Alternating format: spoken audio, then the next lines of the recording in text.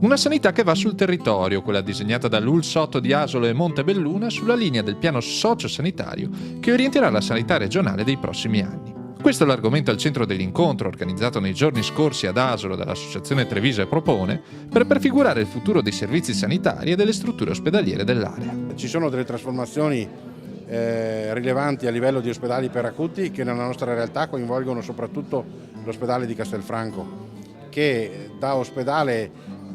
locale assume un ruolo in qualche modo sovraaziendale, diventando un punto di riferimento oncologico, con i servizi innovativi quali la chirurgia toracica oncologica, la radioterapia, la breast unit, quindi un'impronta oncologica di ospedale in collaborazione anche con le strutture dell'Università di Padova e con l'Istituto Oncologico Veneto.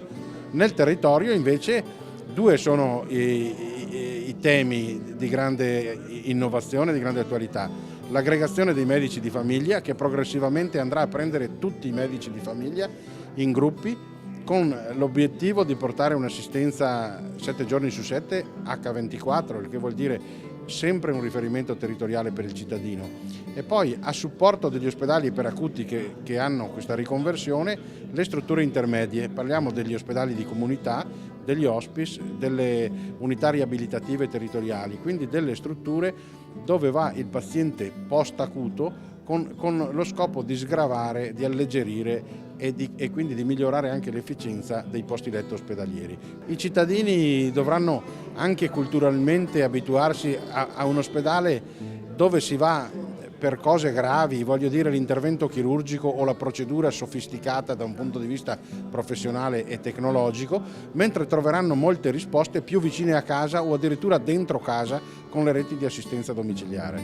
Tra le novità più interessanti per la sanità asolana è il progetto di un ambulatorio per visite specialistiche gratuite, gestito dall'Associazione Treviso Propone. In questo momento c'è la gente che non si cura, ha difficoltà a pagare anche il ticket e ci sono alcune fasce, in particolare anziani e bambini e disoccupati, che sicuramente avranno bisogno di un servizio del genere, proprio per cercare che la gente si curi,